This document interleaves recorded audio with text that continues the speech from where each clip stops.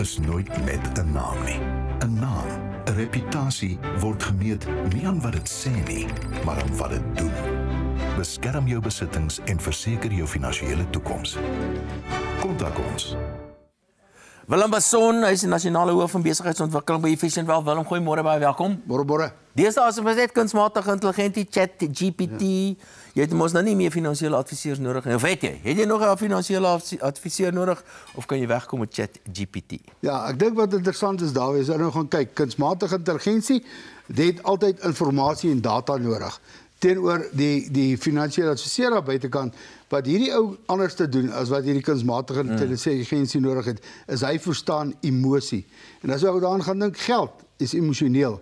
Kom ons dink maar net aan die dood, ongeskiktheid. Ons dink aan aftrede.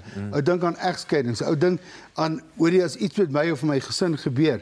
En dit is waar 'n finansiële adviseur basies 'n ander rol speel as wat kunsmatige intelligensie 'n rol speel. Dit is sê, hoorie, ek kan ook vir jou nie net jou finansiële plan uiteensit nie, maar ek kan ook vir jou lewensplan uiteensit. So dis eintlik baie meer subtiel, jy weet. Jy het hier so 'n holistiese benadering met ook 'n emosionele benadering wat net 'n behoorlike finansiële adviseur vir jou kan gee. Ja, tipies. En ek dink dis die belangrike ding. Jy moet verstaan dat ek dink nie net dis die een of die ander een nie. En ek dink wat 'n ou moet goed kan verstaan is om te sê om 'n goeie en 'n oorkundige balans te kry tussen kunsmatige intelligensie en tussen jou finansiële adviseur. En hoe hierdie twee saamwerk. Wat die mens natuurlik kan doen of die finansiële adviseur anders te kan doen is om kompleksiteit te kan hanteer. Want die individu, ek en jy as die mens, ons kan aanvoeling mekaar kry, jou finansiële plan en lewensplan kan verskil. Kom ons sê argumentstawe, jy kom en daar is iets soos dood of ongeskiktheid, of jy beplan aftrede, of daar's kanker, beroerte, hartaanval.